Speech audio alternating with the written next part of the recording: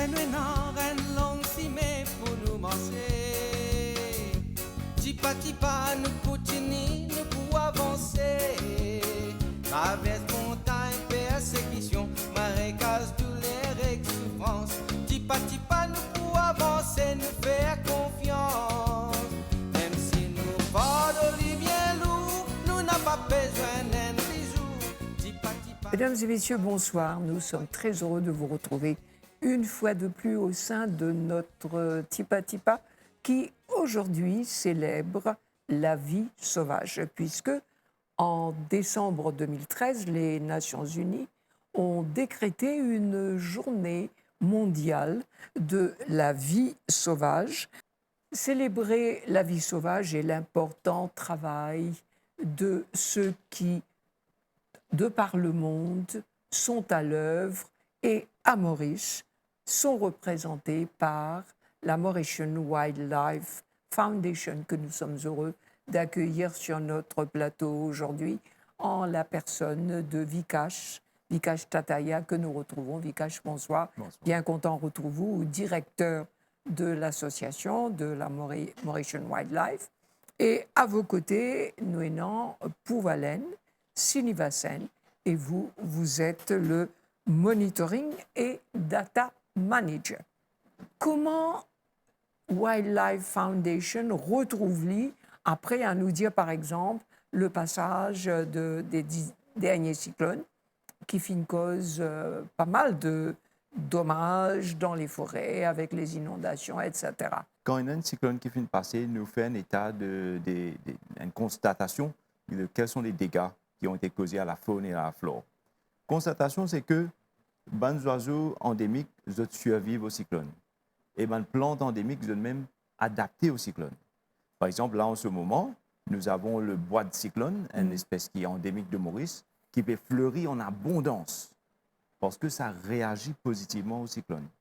Ce qui est affecté, c'est au fait ces plantes envahissantes, une plante qui finit venir depuis d'ailleurs et qui n'est pas adaptée au cyclone. Et c'est ça, l'espèce qui finit vraiment affectée par le cyclone. Mais par exemple, étant donné la mortalité chez nos oiseaux, que nos oiseaux de mer ou même nos oiseaux endémiques, presque zéro mortalité. Et les plantes endémiques survivent au cyclone.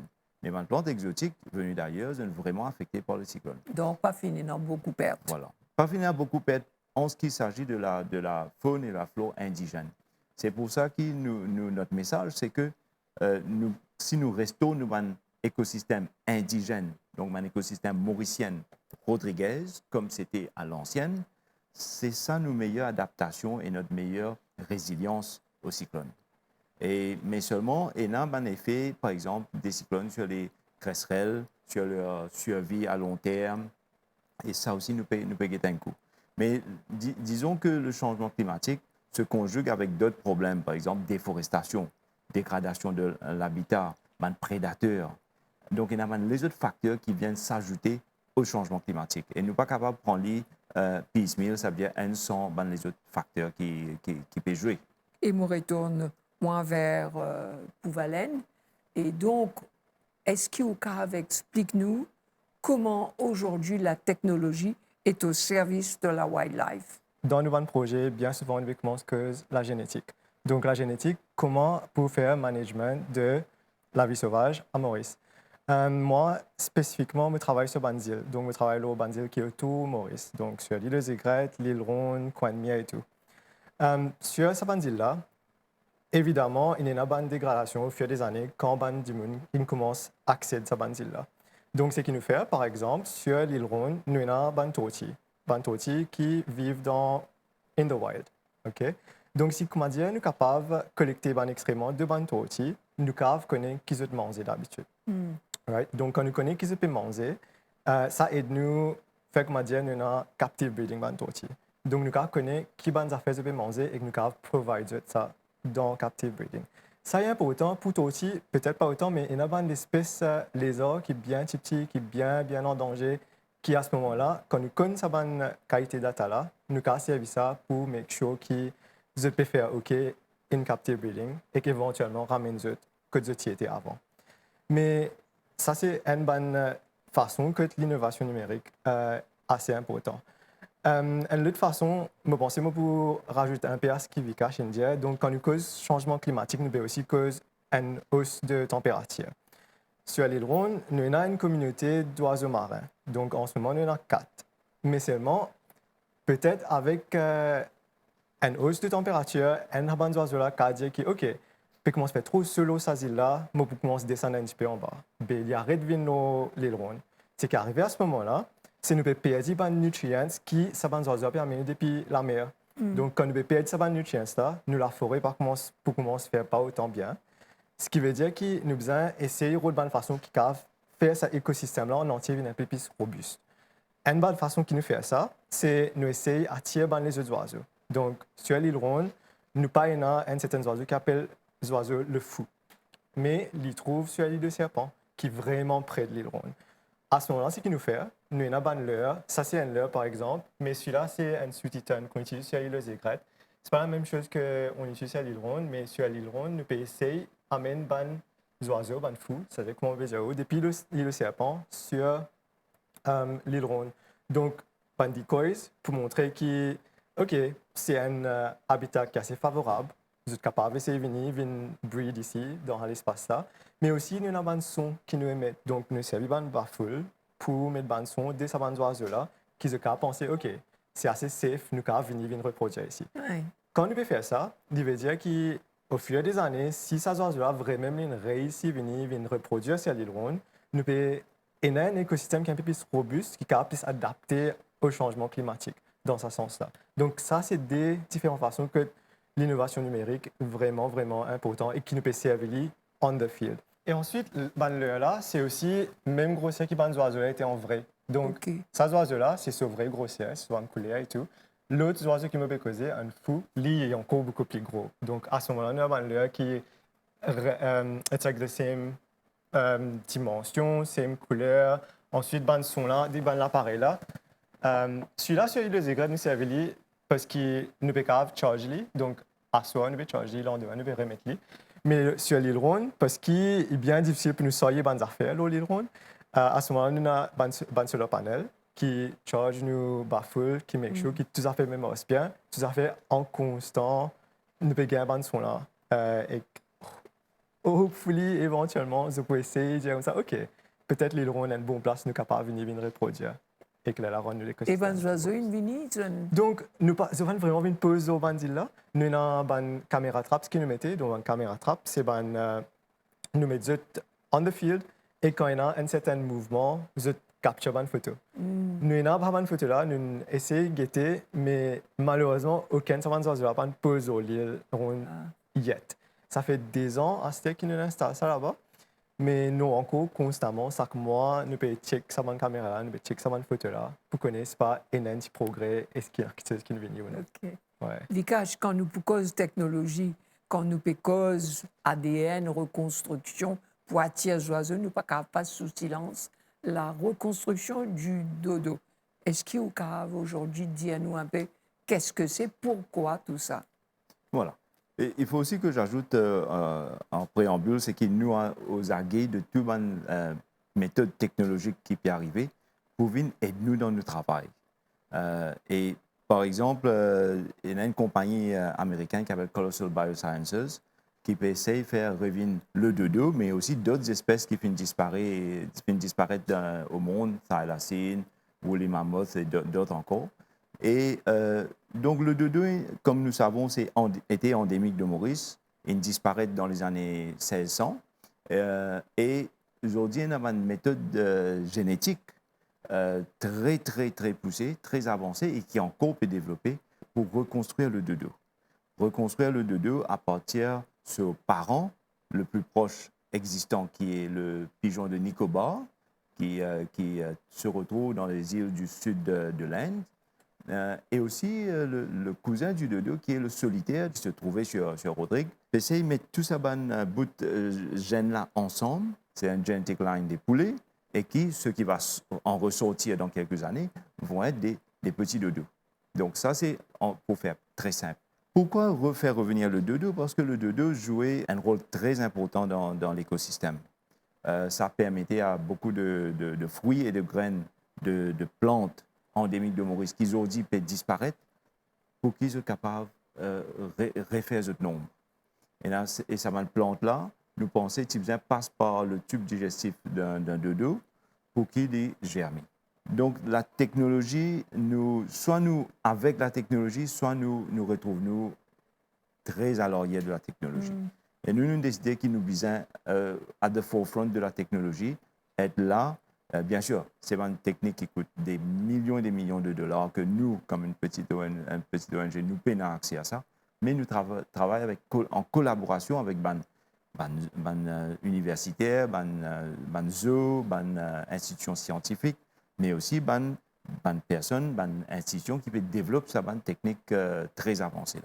Aujourd'hui, nous avons célébré cette journée mondiale. Nations Unies fin confier le soin des événements à CITES. Ou peut-être dire-nous qu'est-ce que c'est que CITES? Oui, CITES c'est une International Convention on Endangered Species, donc Convention internationale sur les espèces en danger. Surtout, ça concerne le trade, c'est-à-dire quand il y a le commerce des espèces de plantes et d'animaux. Parce que le commerce de certaines plantes et certains animaux est capable bien au détriment de certaines espèces-là, voire même emmener ces espèces-là à la disparition. Par exemple, l'éléphant.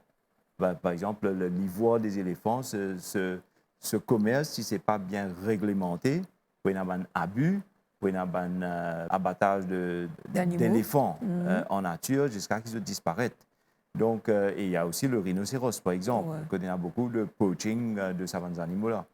Donc, en réglementant le commerce de ces espèces qui sont listées, il y a des listes CITES, des appendices 1, 2, 3 sur ce qu'on peut, avec moins de régulation, faire de commerce et d'autres qui sont strictement contrôlés.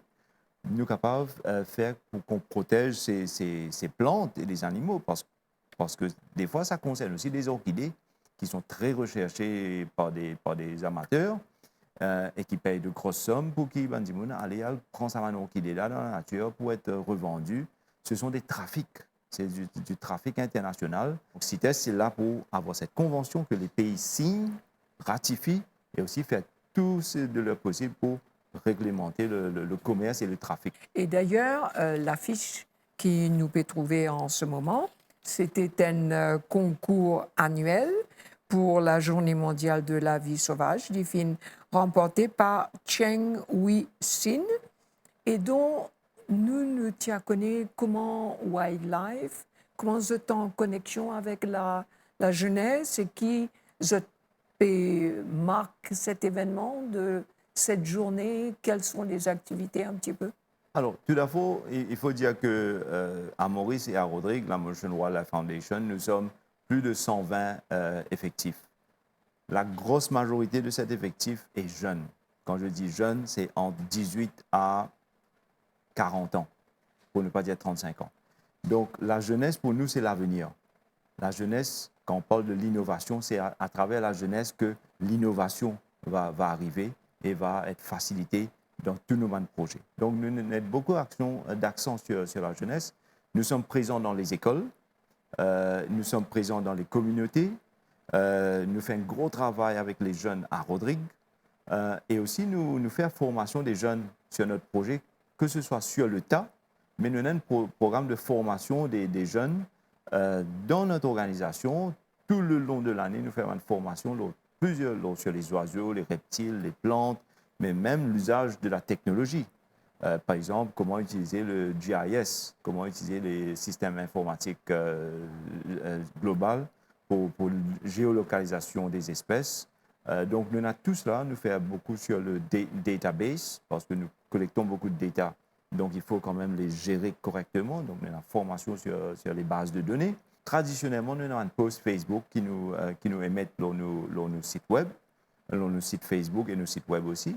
Mais nous pouvons faire une activité à travers un club, si vous voulez, de ce qu'on a fondé, qui s'appelle le Friends of Mauritian Wildlife. Friends of Mauritian Wildlife, d'ailleurs, je lance l'invitation à tous ceux qui veulent devenir membres de ce club.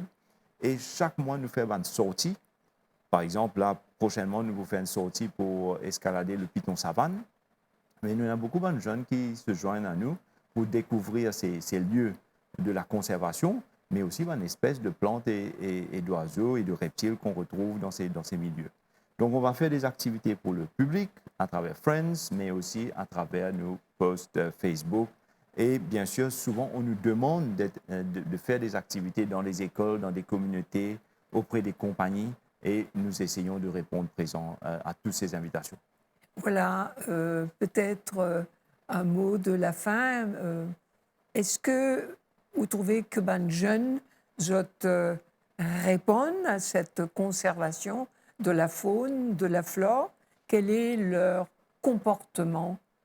Alors, me trouvais que les jeunes, surtout, parce que me j'ai l'impression que c'est nous qui pouvons être plus affectés, surtout avec le changement climatique, qui est un certain genre respect plus de l'environnement, mais dans les peut-être des 3 dernières années aussi, il y a beaucoup de jeunes qui peuvent se connecter un peu plus à la nature, donc on trouve beaucoup de jeunes qui peuvent aller hikes, ils peuvent aller point d'eau, vraiment juste be there et vraiment enjoy ça. Nous avons constamment essayer d'éduquer le monde, essayer faire tout comprendre que, OK, ça peut paraître correct pour l'instant, mais il y a l'avenir que peut-être il n'est pas pour autant correct et qu'il y a une bande d'affaires qui nous capable de faire style, qui nous besoin faire. Merci beaucoup, Vikash. Quelque chose à ajouter? Oui, je voulais juste ajouter aussi, c'est que les jeunes sont connectés à travers leur portable aussi. Donc, nous exploitons nos réseaux sociaux aussi, mais aussi l'utilisation de plus en plus de nouveaux services TikTok, par exemple, WhatsApp, pour passer des messages. Parce que c'est ça qui nous véhicule ce message-là, bien sûr, à travers avec ça. la population. Et aussi, nous travaillons beaucoup avec une communauté, mais aussi avec des différentes religions, associations religieuses de Maurice.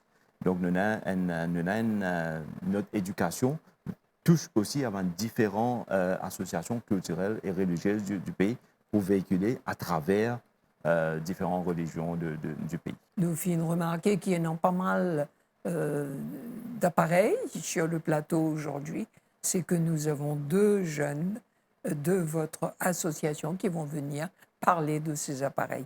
Merci beaucoup. Merci à vous. La Journée mondiale de la vie sauvage est l'occasion de célébrer toutes les espèces de faune et de flore sauvages de la planète. Une espèce sauvage sur 8 est menacée d'extinction. Il s'agit d'une crise mondiale qui nous met nous aussi en danger. Il n'y a qu'un seul moyen de faire face à la situation et d'inverser cette dangereuse érosion de la biodiversité, agir ensemble.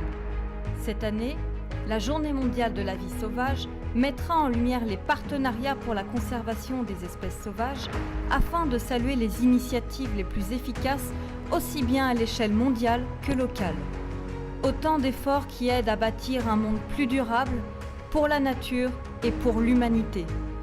Quelle initiative aimeriez-vous nous présenter ? Quel thème souhaiteriez-vous approfondir ? Rejoignez le mouvement et devenez acteurs du changement.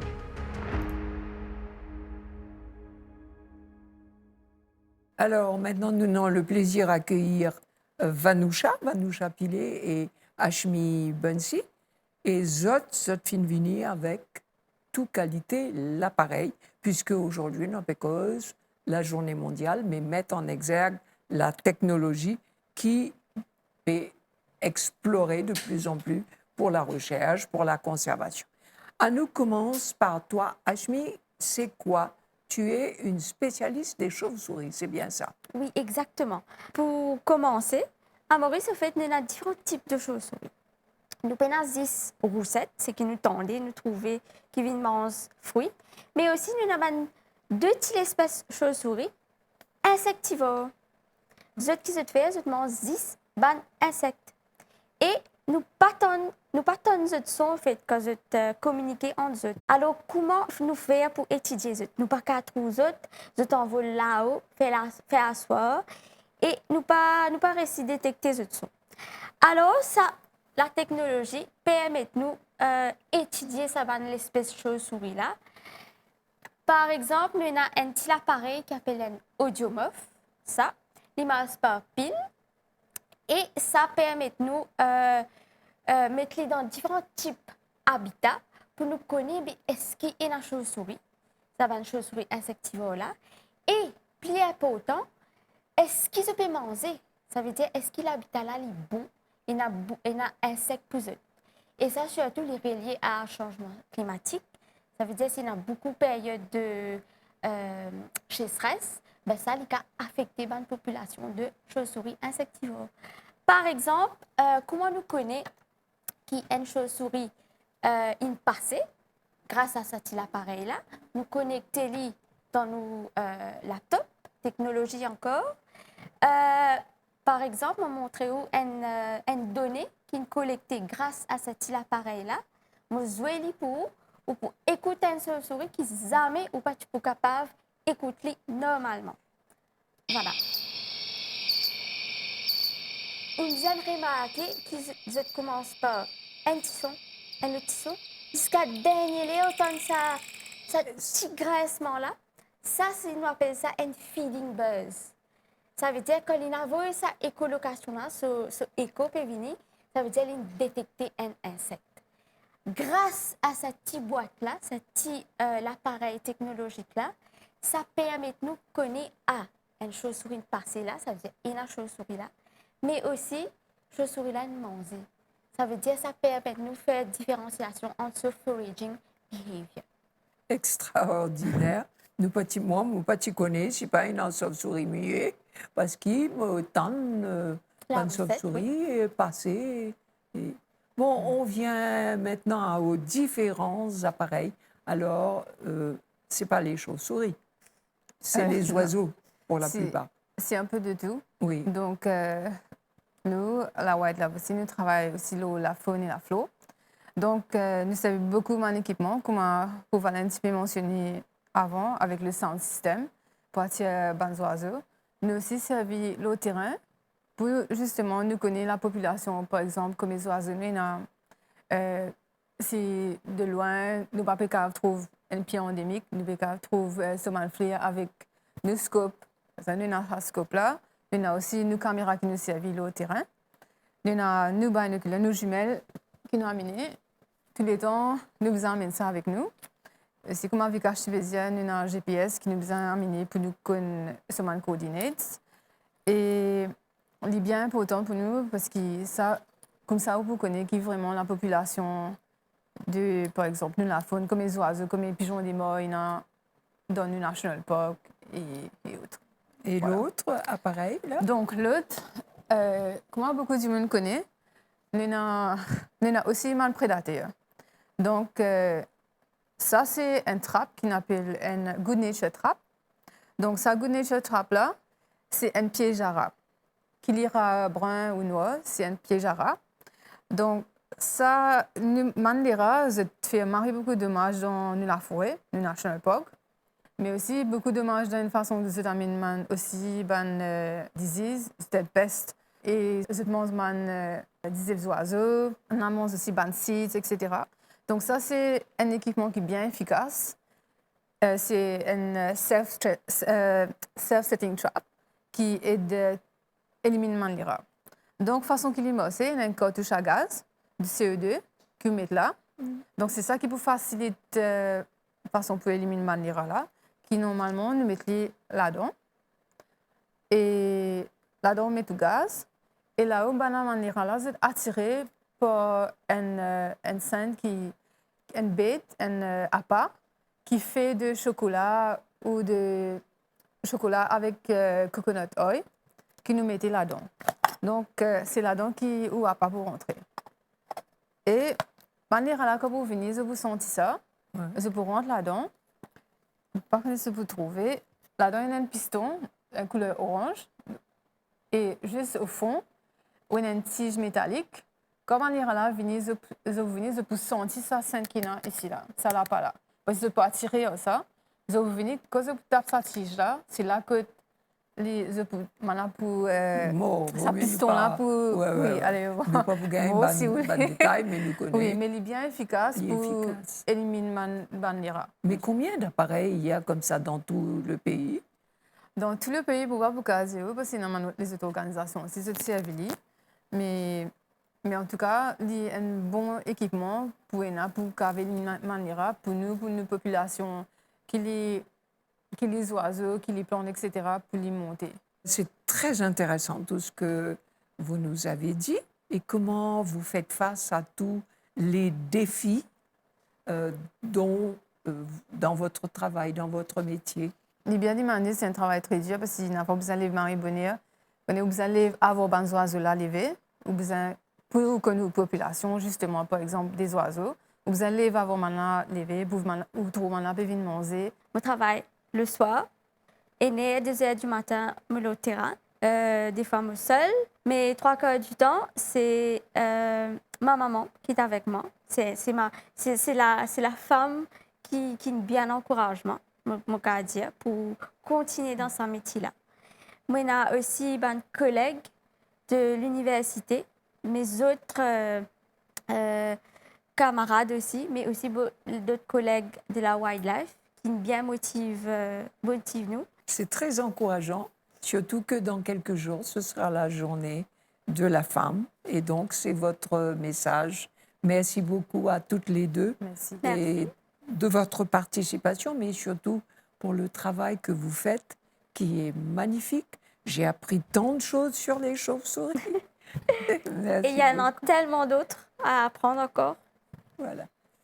Voilà, j'espère que cette journée de la vie sauvage, comme c'est magnifique de se promener dans une forêt, d'écouter le chant des oiseaux, ou même sur la plage, la biodiversité marine, on en parlera, l'écosystème, c'est magnifique. Il faut juste protéger, il faut juste écouter les conseils que nous avons eus aujourd'hui. Merci à ces 2 magnifiques jeunes femmes qui se défouent pour la protection.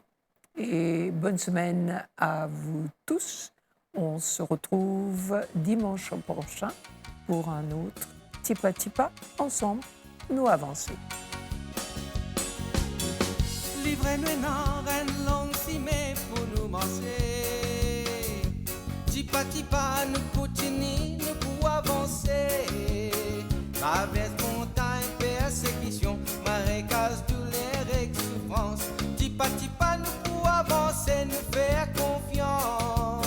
Même si nous portons les bien lourd, nous n'avons pas besoin d'un bisou. Tipa Tipa, nous pour avancer vers royaume bon Dieu.